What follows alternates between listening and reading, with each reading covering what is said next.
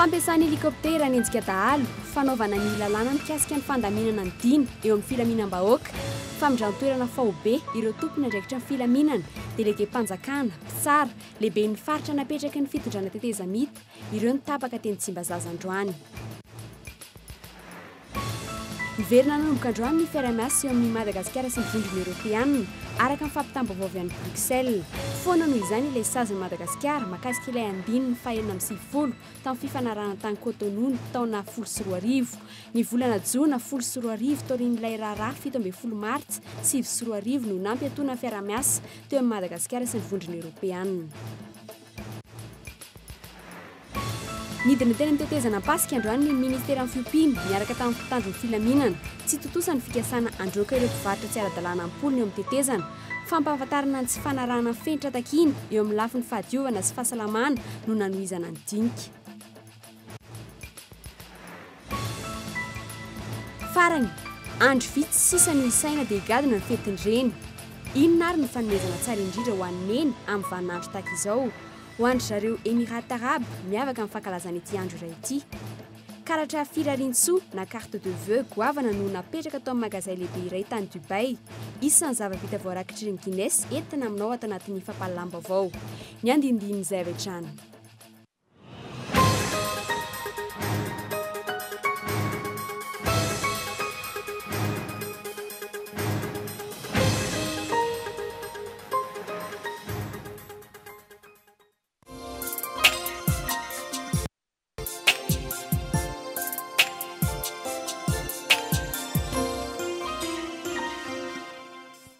Senia Saada, Groupe Colina, des mercantiles assurances avancent et deviennent Saham Assurance.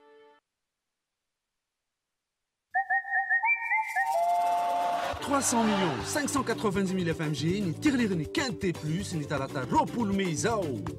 300 590 000 FMG ni tuntuna. Tadidiwari talata ropoul meizao. 300 590 000 FMG ni tirlir ni quinté plus. Ararotiari mila lova denzao.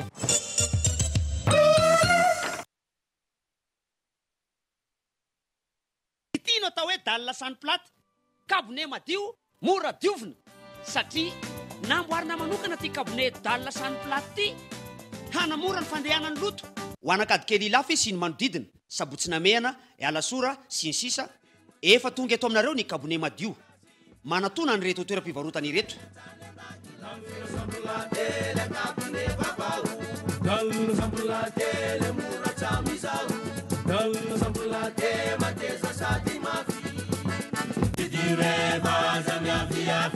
Kabone madio misy karazany hafa maro isafidianana. Zayahay.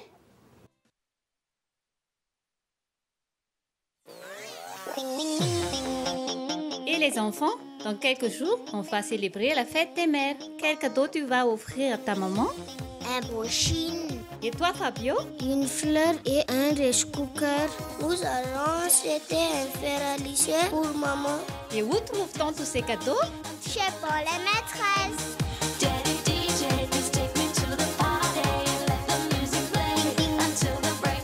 Paolaï, toujours meilleur. Senia Saada, Groupe Colina, des mercantiles assurances avancent et deviennent Saham Assurance.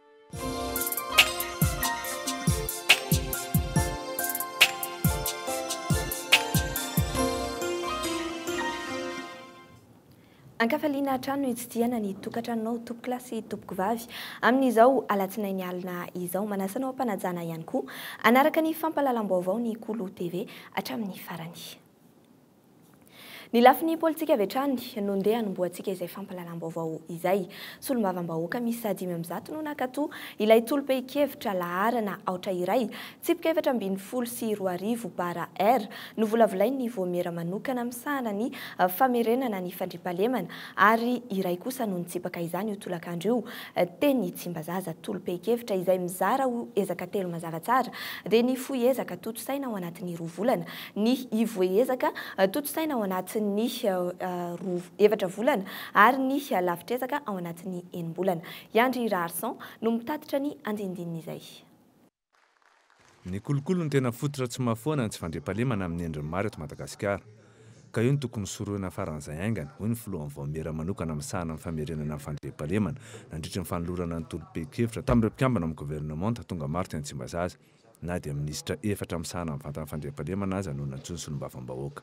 Anoloana ny fahalovan'ny fiarahamonina io sy ny fahalemeny ny fitondram-panjakana atao anatanteraka manolotra an'ity volavolakevitra ity ny teny meram-pirenena amin'izao fiandohany repoblika fahefatry zao hoentina handamina ny fiarahamonina sy hametraka fandriam-pahalemana maharitra. Fanavaozana sy fampiharana ny lalàna ray sy roa arivo aotraotra efatra mikasika ny fandaminana ny dina eo amin'ny filaminam-bahoaka. Fampiasana helikoptera hanenjehana dahalo. Famoratoerana faobe ireo tompon'andraikitra ny filaminana na zandary na polisy na miaramila lehibe distrika veterinera délégué mpanjakana mpitsara lehibe ny faritra napetraky ny fitondrana tetezamita. Mitovy ny tanjona sy ny vahaolana roso amin'ny ady amin'ny tsy fandriam-pahalemana eo amin'ny fahefanam-panatanteraka sy ny fahefanam-panao lalàna. Hoy kosa minisy mpanjakana medidin'ny foto-drafitrasa sy fampitaovana ary ny fanajariana ny tany. Vonina tanteraka ny fitondrana amin'ny fananganana ilay rafitra maharitra sy maleo tena andraikitra ny ady atao amin'ny tsy fandriam-pahalemana.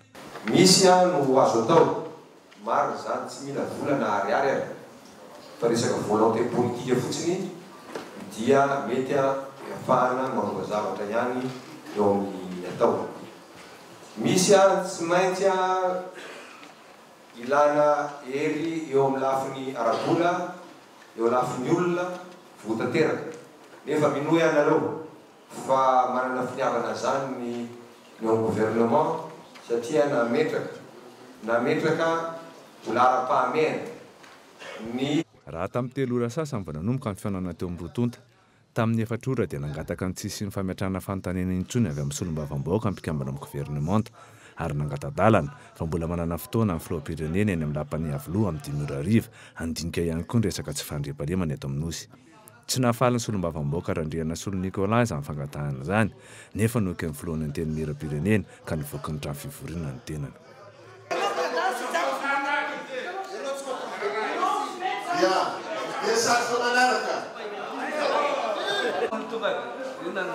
Tsy mety raha ataony zareo zany zany mila zavatra hohain'ireo olona tompona ndraiky makasy zavatra fa sy hoe ho bekobekony gouvernement to bekobekony zany tsy mety aminay zany.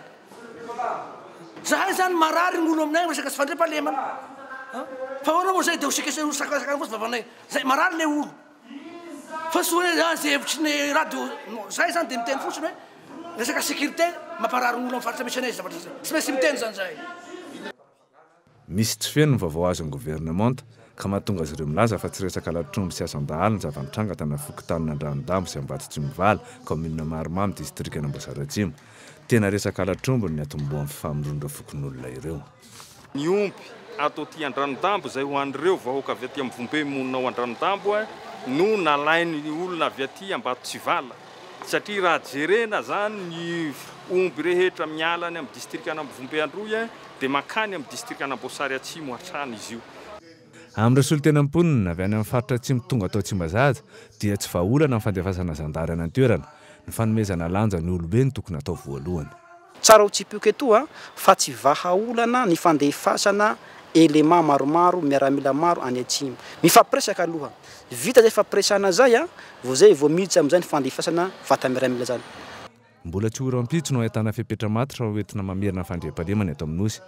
Mbola volavola mba haolana, tolo-kevitra, vinavina ary voasakany tsy fitsiham-bola avokoa ireo tetikady hoentina amin'izany famerenana fandriam-pahalemana izany. Fa mbola hijanona eny anivon'ny anteny meram-pirenena eny hatrany isika 17 andro tao reniny nanokafana tamin'ny fomba ofisialy ny fivoriana ara-potoana ny solombavam-bahoaka teny amin'ny lapan'ny Tsimbazaza iny tolom-pehikevitra hamerenana ny fandriam-pahalemana iny miampy ny fanoloran'ny gouvernemanta ny politika ankapoben'ny fanjakana no asa vitan'ny solombavam-bahoaka tsy mahakasika azy ireo mivantana hatreto. 17 andro anefa sisa no fotoana ahafahan'izy ireo miasa ny andro zoma sy ny alatsinainy izay efa ny fanarahany ireto solombavam-bahoaka ireto manomboka izao ho isan'ny fotoana tsy hiasana ihany koa. Ny andinindin'izay tanteriny Andry Rarson. Mbola tsy misy resaka hatramin'izao ny fanitsinana lalàna ny teti-bola taona 2024. dia tena andaniana fotoana sy andro tsy latsaky ndraiky amin'ny 3 andro izay mifanaraka amin'ny isan'ireo ministera misy ao anatin'ny gouvernement tamin'ny premier ministre Coly Roger. Tsy maintsy apetraka faran'izay aingana ihany koa ny fametrahana vondrona parlementaire ny Tsimbazaza izay fipetraka takian'ny lalam-pandrenana. Tsy maintsy teraka adihevitra eo amin'ireo samy solombavam-bahoaka fametrahana vondrona parlementaire io, indrindra amin'ny tsy miankina satria tsy maintsy misafidy vondrona iray idirana izy ireo. Vitatra eo ny fiovaovana loko fahita nandritra ny fivoriana tsy ara-potoana interne tao Tsimbazaza ireny. Isan'ny tsy kely sy bitika ihany koa nanaovan'ireo solombavam-bahoaka fifidianana izay ho solon-tenany miisa 2 ny anivon'ny fitsarana avy momba ny lalam-pandrenana. Mety angataka fivoriana tsy ara-potoana faefatra avy ny biro maharitra raha tsy ho vita ao anatin'ny 90 andro ireo asa miandry azy ireo. Fa mbola eo amin'izay lafiny politika izay hatrany tato anatin'ny 2 volana sy tapany nisy ny adihevitra samihafa teny Tsimbazaza dia isan'ny miverimberina ny hoe fanambaram-pananana na ny déclaration de patrimoine. Mahabe resaka eny anivon'ny androm-panjakana samihafa izy io. Avy eo anefa samy mody fanina avokoa indray ny rehetra dia toy ny adinindriny tato ato izany. Fa inona tokoa moa ny olana raha atsorina ny raharaha. Tokony manao fanambaram-pananana avokoa ny mpanao politika rehetra ho an'ny mpanara-baovao maro. Misy ny olana matoa tsy mahavita mifanaraka momba izany izy ireo. Ny andinindininy izay arahantsika ato anatin'ity fanadihadiana ity. Tsy misy na iza ambony lalàna na ny mpitondra azy ho ny filoham-pirenena Hery Rajaonarimampianina tany Nosy ny sabotsy farany teo. Iray amin'ny voalaza ny lalàna ny fanambaram-pananana tahaka izao voafaritry ny lalam-pandrenana ao amin'ny 140 ireo androm-panjakana ny repoblika. Ny filoham-pirenena, ny prime ministre ary ny ministra, eo ihany koa ny solombam-bahoaka, ny senatera ary ny mpikambana ao amin'ny HCC. Misoratra ao amin'ny 140 amin'ny lalam-pandrenana ihany koa fa ny mpikambana amin'ireo androm-panjakana voalaza ireo dia mila manao fanambaram-pananana eny amin'ny HCC. Mampanontany tena ny mahita an'ireo gazety ofisialy ny firenena hafa ny antsipriany fananana mpanao politika mitondra raharaham-pirenena. Ndao raisina ohatra i Frantsa izay voaresaka matetika amin'ny raharaha politika eto amintsika. Ohatra ny an'ny filoha frantsay François Hollande nandritra ny fampelezan-kevitra no efa nanao izany fanambaram-pananana izany i François Hollande. Ray faingo 17 tapitrisa euro ny totalim-bidiny fananana izany hoe ambany ray faingo 3 tapitrisa euro izay tsy maintsy andoavana hetra manokana momba ny arena raha ny lalàna ao Frantsa. Voalaza amin'izany fa manana trano 3 sy fanaka maromaro mitety-bidy 5,1 euro izy. 5,5 euro kosa ny tahirim-bolana any amin'ny banky. Voalaza mazava tsara ihany koa fa tsy manana fiara manokana na kanty hafa ivelan'ny firenena i François Hollande. Any Frantsa ohatra, mitovy ny karaman'ny filoham-pirenena sy ny prime ministra ankehitriny. 5,1 euro izany raha toa ka 3,4 euro ny karaman'ny filoha Sarkozy ary fanta-bahoaka.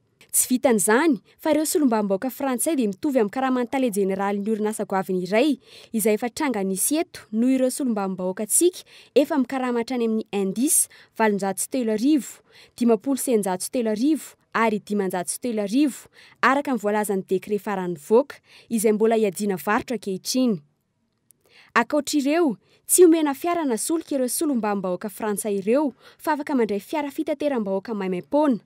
Tsy omena kredi ihany koa fa izy ireo tsy ankilan'izay misy karazana flotte ampiasainy. Maro dia maro ny firenena izay mamoaka ho fanta-bahoaka ny karaman'ny olom-boafidy sy ny tombontsoan'izy ireo toy ny any États-Unis ohatra. Eto amintsika, na dia efa malaza ratsy aza ny mpanao politika amin'ny fanodikodinam-bolam-bahoaka dia maro ireo tsy mankasitraka ny anaovana izany fanambaram-pananana izany. Re anefa fa misy ny mpanao politika nanan-karena tampoka tamin'ny Bois de Rose teto ary nahita hatramin'ny 19 tapitrisa euro vola tsy nisy hetra na aba. Eto amintsika, voafaritry ny 140 amin'ny lalam-pandrenana fa mila mametraka ny fanambaram-pananana eny amin'ny HCC ireo mpitondra, saingy hatreto aloha tsy mbola misy manao izany. Noho izany, raha ny lojika, ny karaman'ireo rehetra mitondra na ny mpanatateraka na ny mpanao lalàna na ny mpitsara dia tokony hivoaka amin'ny gazety ofisialy ny Repoblika avokoa. Avy dia avy ny fampanantenana sy ny fahavononana ny filoham-pirenena anatanteraka izany raha ny latenina ny fanatanterahana azy no andrasan'ny maro. Mbola eo amin'izay lafiny politika izay hatrany dia ny fanjakana no anendry ny filohan'ny antoko-mpanohitra raha toa ka tsisy ny marimaritra iraisana eo amin'ireo antoko ireo. Isipetraka ato anatin'ny 17 andro manaraka amin'ny fivoriana tsy ara-potoana ny solombavam-bahoaka ary ve ny seza ny filoha lefitra fahafito eny Tsimbazaza eny. Hatreto aloha mbola nivondrona avitra ho an'i Madagasikara ihany no nanambara tamin'ny fomba ofisialy fa ho mpanohitra ity fitondram-panjakana ity. Nandriana Rajanson no manao taranao ny fanajadiana mikasika izay. Ivory ny atoko-panohitra fa tamin'ny voatavatsangana izany ametrahana ny filohany. Tsy misy ny daty farany anaterana izay antota taratasy mampanohitra izay. Mbola banga ny toeran'ny filoha lefitra vafito eny anivon'ny antenimieram-pirenena izay ny Tsimbazaza, izay fantatra fa ny filohan'ny antoko-panohitra no mena izany. Izay toerana izay no iankinan'ny amehana amin'ny tokony hijoroan'ny antoko-panohitra. Tsy maintsy hisy ny fanaikana ataon'ny fitondram-panjakana ho an'ny antoko-panohitra mba hivory hitady marimaritra iraisana ho an'izany fanendrena ny filohan'ny fanoherana ara-politika eto Madagasikara zany. Ka rehefa tonga ny fivoriany ny antoko-panohitra ka ho iaraha mahita eo ihany satria tsy maintsy ho ambarany zareo amin'ny fomba ofisialy hoe nahita marimaritra iraisana zahay ka dia ity olona ity no filohan'ny fanoherana eto Madagasikara. Tsy afaka ny hitsabaka amin'izay ny fitondram-panjakana. Fa rehefa manao fanambarana fomba ofisialy kosa ary zareo hoe rehefa nivory zahay dia tsy nahita marimaritra iraisana mihitsy ny alamaina dia tsy maintsy mandray andraikitra ny fitondram-panjakana satria voalaza ny lalàna mihitsy io filohan'ny fanoherana eto Madagasikara io ary tsy maintsy misy izy io raha ohatra ka misy ny mpanohitra. Fa raha ohatra moa ka tsy misy indray ny antoko-panohitra dia mazava ho azy fa tsy hisy ny filohan'ny fanoherana. Ny antokona azy vato be indrindra nandrindra ny fifidianana no tsy maintsy lany lehibe ny mpanohitra raha toa ka tsy mahatafavoaka anaran'olona ho filoha ireo antoko mivondrona ho mpanohitra. Nilaza nefa ny bahay lalàna iray fa tsy tokony ho ny fahefanam-panatanteraka no hamaritra ny filohana antoko-panohitra. Endrika kolokolo izany raha ny fanazavany. Ahoana moa ve?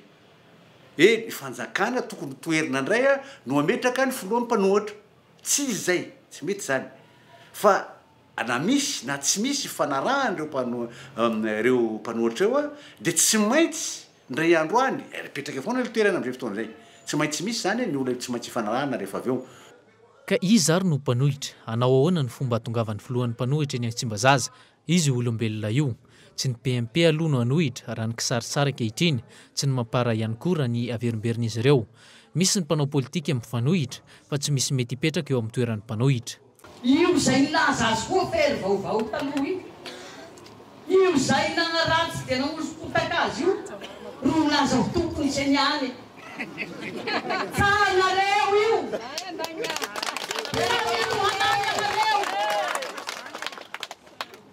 Anareo laza ho tompony. Efa maina mpifidy azy ka tompony no anareo va.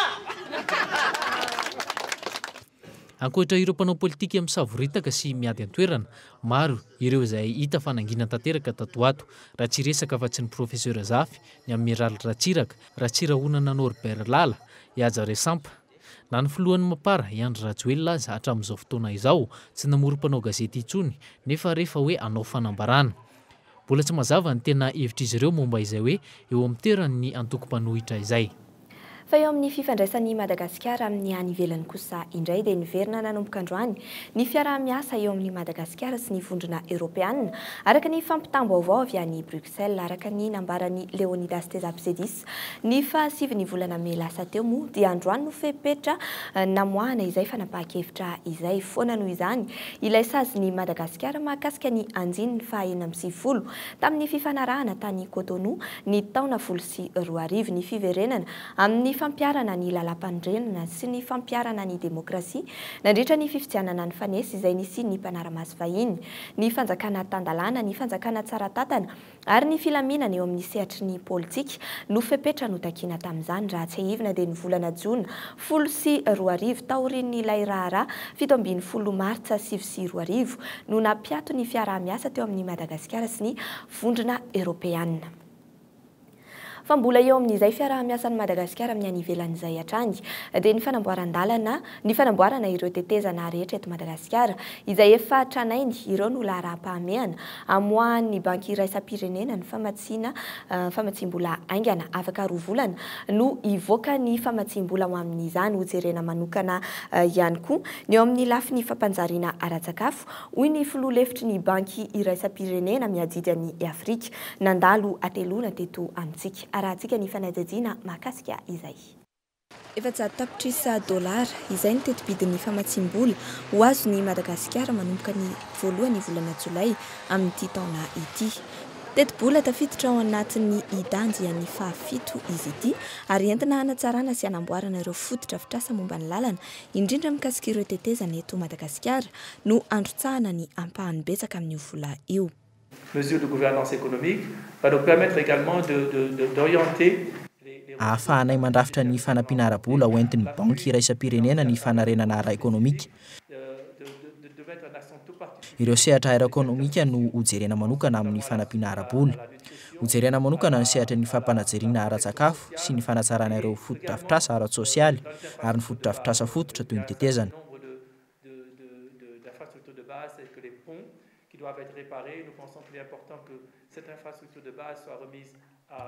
Tena ilaina ny fanatsarana ny tetezana ahafahana indrindra manatratra ireo tanjona fanarenana ara-toe-karena ireo. Naresy lahatra ny filoha-hevitry ny banky iraisam-pirenena eto Afrika ny fandaharana asan'ny filoha-pirenena sy ny governemanta vaovao. Isan'ny miantoka ny fiverenan'ny famatsim-bola izany. Voaresaka matetika mandritra ny fiaonany tamin'ny mpanao gazety io maraina io ihany koa ny fanarenana ara-toe-karenan'ny firenena tsy mametraka fepetra amin'ny fiverenan'ny famatsim-bola intsony kosa ny banky iraisam-pirenena. La Banque mondiale ne parle pas de conditionnalité donc tsy manana fepetra apetraka ny banky iraisam-pirenena. Ny fanampiana amin'ny alalan'ny fanampiana ara-bola amin'ireo politika mpitantanana apetraky ny fanjakana no ataonay. les mesures de gouvernance économique que le gouvernement aura identifiées. Araka ny fanazavana isy ny fiaonany eo amin'ny tompon'andraikitra malagasy sy avy amin'ny banky iraisam-pirenena. Amaritra ny tombatombana amin'ny fivoaran'ny ari-karena faobe no anton'izany. Hatreto, ny banky iraisam-pirenena dia namoaka fa mety hahatratra hatramin'ny 900 ny fisondrotan'ny tany ari-karena faobe ho vitan'ny Madagasikara amin'ity taona ity. Nandao an'i Madagasikara androany Mactar Diop, filoha-hevitry ny banky iraisam-pirenena miadidy any Afrika, rehefa niaona intelo mietaona tamin'ny filoha-pirenena ary nitsidika ny tany Nosbe, toerana misy tetikasa avatsian'ny banky iraisam-pirenena vola.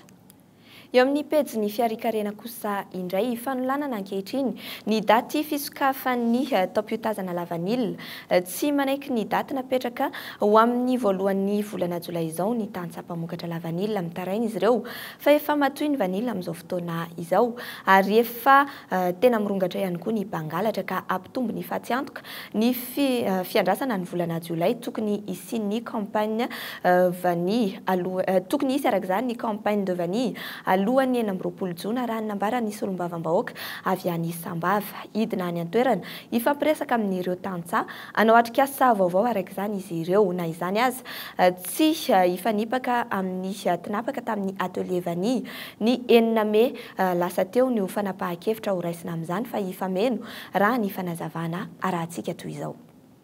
Mety ho isy lahatra ihany le nivovy tamin'ny 6 Mey satria veto tantsaha be dia be veto hagnaboaka tena hevitra anazy. Ny zavatra tapaka any amin'ny tolotra any tompon'andraikitra dia mba hanafandro mijery hoe ity marigny le tena mahavavy amin'ny hoe tantsaha sy mpamokatra vanily. Le tamin'ny 6 Mey ny ambavako amintsika saiko teknisianina ny tonga tao jiaby fa tsy le tena mpamboly vanily. Sa koa za miteny hoe mety olo-tsavina eto fototro vanily aby aza. Avaty Antananarivo ny autorité locale tao antoerana ao magnino ma tena tantsaha ny agnotonena mikasika zany. Ka ty ataoko ty zany le tena tantsaha mpamboly vanily mpikarakara vanily. Zavatra mifameno io ny tapaka any amin'izay ho avosoary igny amin'izay ndesy jerena hoe ino ny tokony atao.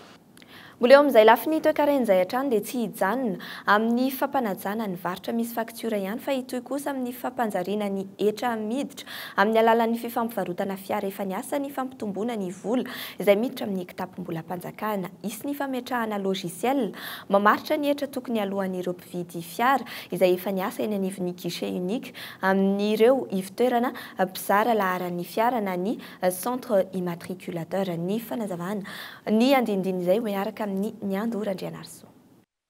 7 tapitry ariary isam-bolana no etra miditra amin'ny kitapom-bola mpanjakana amin'ny alalan'ny fampivarotana fiara manodidina ny 3,000 isam-bolana. Nahatratra 7,7 tamin'ny taona 2024. Ny 7,909 amin'ireo no fiara efa niasa avy any ivelany raha toa ka 7,7 no avoakan'ireo concessionnaire raha ny salanisa avy amin'ny centre immatriculateur ho an'ny faritra Analamanga. Maro amin'ireo mpividy anefa no tsy manambara ny tena vidin'ny fiara marina ahafahany mpiasan'ny etra eny anivon'ireo guichet unique mamaritra ny etra tokony alohany mifanaraka amin'izay. Ty zao manodididina 120 millions eo zao 120 millions francs. Dia izay ve no deklarena ny amin'ny faritany rehefa mandoetra? Ie. Arakaraka an'le ividy anazy indray iny. Arakaraka an'le olona ividy anazy indray iny fa raha ny tokony izy zany zay raha hoe normal. Fa misy ny sasany moa indraindray ahena an'le izy. Le mpividy no manao le mpividy. Mety ahenany ohatra tafiditra ny amin'ny 190 ohatrohatr'izay. Dia fantatry le nanivonetra ve zay sa tsy fantatry ry zareo? Zay tsy fantatra an'izay satria ny olona samy manana ny prix manko. Manomboka ny voalohan'ny volana Jolay ho avy izao, isy ny logiciel natao hamaritra ny hetra tokony aloha amin'ny fividianana fiara efa niasa arakaraka ireo fepetra takina amin'izany. Taloha zany dia ny paramètre tsy mihoatra ny anankefatra teo zara roa lehibe dia hoe ny VP sy ny VU zany na voiture utilitaire zany zara roa mazava ohatr'izay izy. Dia ankoatran'izay ny paramètre ny asa année de première mise en circulation ny daty voalohany voan'le fiara zany. Dia miankina amin'izay koa anisan'izay koa ny paramètre ny puissance fiscale zany. Dia maha-4x4 na tsy maha-4x4 anazy fa le ankehitriny zany efa nisy paramètre maromaro miditra daholo le option le fiara zany. Ny ampitomboana ny hetra miditra hatramin'ny 500 no tanjona izay tokony ho tratra raha nambara nisy olo tena nifohy be ketra trany. Fepetra izay tsy tokony hisy fiantraikany amin'ny vidin'ny fiara efa niasa amidy eto amintsika. Efa ny simulena tsy dia ampiakatra ny vidiny loatra izy io fa ny kendrena kosa fa mba misy fiantraikany amin'ny fampiakarana ny vola hiditra amin'ny kitapom-bolam-panjakana satria raha hanao réforme moa ianao na ametraka fitaovana anankiray inona no anaovana azy raha tsy misy ny tanjona. Ny azahoanan'io le vola fanatsarana ny fampidiram-bolam-panjakana io dia noho ny fanatsarana ny basy satria dia sous-évalué daholo ny déclaration ataon'ny olona mpivarotra na ny tany na ny trano indrindra ny tomobile. Tsy ny fifampivarotana fiara efa niasa ihany, voakasika ity fepetra ity ihany koa ny fifampivarotana tany sy trano. Fa ivadika eo amin'ny trangam-piarahamonina kosa indray isika raha malaza be eo amin'ny sehatra iraisam-pirenena ankehitriny ny nafitsika ilay sekta antsoina hoe Boko Haram aty Nigeria izay nakankery ny tovovavy mpianatra 200 isa saika ny tsao sy ny feo miely kosa no vetivety dia mahazo vahana eto amintsika amin'ny resaka alajaza. Nalaza be teny Tos sy ny manodidina fa misy makankery ny ankizivavy kely ankehitriny miodiodiany an-toerana. Nambarany tompona andraikitry ny sekoly nandrenesany feo io arandroany fa tsy misy izay tranga izay. Fanadiadiany Zora Kotinindrina. Tsy sanatria akory teny Tos ny Boko Haram tamin'ny herinandro iny tovovavy kely iray mpianatra teny amin'ny sekoly iray teny an-toerana no fantatra fa hita faty rehefa nambara fa tsy hita nandritra ny herinandro. Napatahotra ihany aloha satria nisy an'iny mandeha le mpianatra nisy nakakeriny le nisy namono koa raha nisy dia iray aman-dreny aloha isan'izany zay satria mananjanaka mianatra. Misy ankizy tsy taloha zao nisy zazavery tena andalo teo dia naterina ny polisy any. Tovovavy kely roa mpianatra amin'ny sekoly hafa teny an-toerana ihany koa no rehefa nisy nakankeriny ka mbola tsy hita. Niteraka horohor-tsaina teo amin'ireo ray aman-dren'ny mpianatra izany. Hoe tsy avela ivoa koa le zaza raha teo le fahita ny zareo matetika manatitra anazy. Hoe ny raty tsisy tampoka zany dia mbola mahay foana ny ray aman-dreny. Tsao sy fampitomboana resaka avokoa izany hoy ny tompona andraikitry ny sekoly iray eny an-toerana. Hatramin'io maraina io ny elin-dresaka fa tovovavy kely roa koa no nisy nakankeriny tamin'ity sekoly iray ity. Raha ndresaka mandeha sy ny ely sy hita popoka izy ireo. Mandiso izany anefa ny talen'ny sekoly ary nanipika fa tsao sy feo miely izany. Misy ny fiapetra entitra raisina manoloana izany. Misy mpisoloky mihitsy eto amin'ny faritra Tosy mandehandeha eraky ny tanàna eny izy manambaka nareo ankizy ireo mody milaza zavatra hafa dia avy eo iendahany le kaviny le ankizy zay ny zavatra nisy tety fa ny hoe ankizy very aloha tsisy ary raha ny sécurité anay moa dia mazava be fa vofefy atao anaty tamboho ny mpianatra. Sekoly maro manakarama mpitandro filaminana iantoka ny fandriampahalemana manodidina ny sekoly ankehitriny. Efa fandray matetika ihany koa ny fakanan-keriny saingy ireo teratany vahiny toy ny karana ohatra no re matetika voakasika izany. ho an'ny Anitaosy nateriny tompona andraikitry ny filaminam-bahoaka ihany koa fa tsy misy io resaka afaka anankerin'ny mpianatra io na izany aza raha ny zava-misy tao anatin'ny herinandro zao nanamafy ny fanaterana sy ny fakananjana ny akamaroan'ny ray aman-dren'ny mpianatra. Fa mbola vaovao eny anivon'ny fiarahamonina izay hatrany mpivarokena ampolony no mivarotra eo amin'ny tetezana Pasika toerana izay tsy manaraka ny fenitra takiny eo amin'ny lafin'ny fahadiovana sy ny fahasalamana raha ny nambaran'ny ministeran'ny fiompiana namafisin'ireo mpivarotra kosa fa noho ny tsy fisian'ny tsena hivarotan'izy ireo no antony amelarany entana eo amin'ny tetezana. Nidina teny an-toerana ary androany ny ministeran'ny fiompiana nampafantatra ireo mpivarokena tsy ara-dalàna ireo fa tsy tokony hivarotana eo amin'izany tetezana izany. Fanajediany sitraka Ravony Arson. Tsy vitany hoe sady lalan'ny olona ny lalan'ny fiara fa sady tetezana ny tsena ny eo a-Pasika. Ireo impikena avy amin'ny toeram-pamonoana biby eo a-Pasika, ireo amidy eo amin'ny tetezana ireo. Ena izay tsy afaka amidy intsony eny amin'ireo toeram-pivarotan-kena amin'ny ankapobeny. Manomboka amin'ny 700 sy 3,000 ariary ny kilao. Mpivarotra polony no mamelatra tsena eo amin'ny tetezana Pasika isan'andro. 100 ariary isan'andro no alohan'ireo mpivarokena ireo amin'ny mpitsabo biby manao fisafoneny. Misy ihany koa ny aba izay alain'ny komina. Manara-dalàna tsara zany ny zavatra ataona eto, iana vaovao.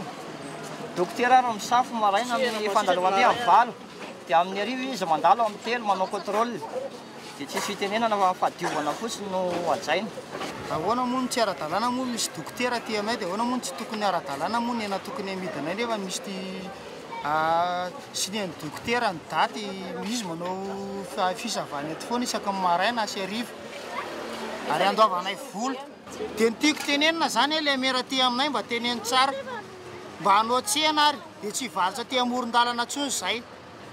Ohatra ihany ny eo a-Pasika miteraka aya momba ny fiavian'ny hena na ny fahasalaman'ny hena ny firoborobon'ireo mpivarokena amin'ny toerana maro eto an-drenivohitra. Maro ny manaparitaka hena marary na misy aretina amin'ny zava-misy eto amintsika ankehitriny ka tsy maintsy andraisana fepetra ny iarovana an'ireo mpanjifa. Tany amin'ny toeram-pamonoana biby no nanaovana an'ireny carnet ireny. Fa rehefa tonga eto izany dia tsy misy veterinera manome hanina an'ireny intsony eto satria maloto le toerana. Nidina teny atoerana ny ministeran'ny fiompiana androany maraina niaraka tamin'ny mpitandron'ny filaminana. Nikasa androka ireo ena tsy ara-dalàna izy ireo teny am-piandohana, tsy totosa nefa izany. Farany fampahafantarana ireo mpivarotra amin'ny tsy tokony hivarotan'izy ireo eo amin'ny tetezana Pasika no nataon'ny ministeran'ny fiompiana. Nisy moa tamin'ity maraina ity ny fiaonana teo amin'ny solotenan'ny ministeran'ny fiompiana sy ireo solotenan'ny mpivarotra ary ny komin'ny Bemasoandro teo amin'ny fitadiavana vahaolana mikasika izay fivarotana hena eo amin'ny tetezana Pasika izay. Fa eo amin'ny vaovao avy any ivelany kosa indray dia maro no miandrandra ny fetin'ny reny fanomezana miavaka hatrany no tsara omena ity natana masoandro ity amin'ny vaninandro tahaka izao any ivelany any. Natao fety nasionaly ny fankalazana ny fetin'ny reny izay any ivelany. Nisy ny famoronana ny karatra firaritso na carte de vœux goavana indrindra anamariana ny fetin'ny reny. Mirana Aramanatsoa no mitatitra ny andinindininy izay. Andro vitsy sisa no isaina dia higadina ny fetin'ireny. Inona ny fanomezana tsara indrindra ho an'iny amin'ny vaninandro tahaka izao. Ho an'ny zareo any Émirats Arabes Unis miavaka ny fankalazana ity andro iray ity. Karatra firaritso na carte de vœux goavana no napetraka tao magazay lehibe iray tao Dubai. Ny Ken Guinness zava-bita miavaka ny taona 2024 izany. Maneran-tany ao aorian'ny voninkazo ny karatra firaritso no fanomezana mahazatra amin'ny vaninandro tahaka izao.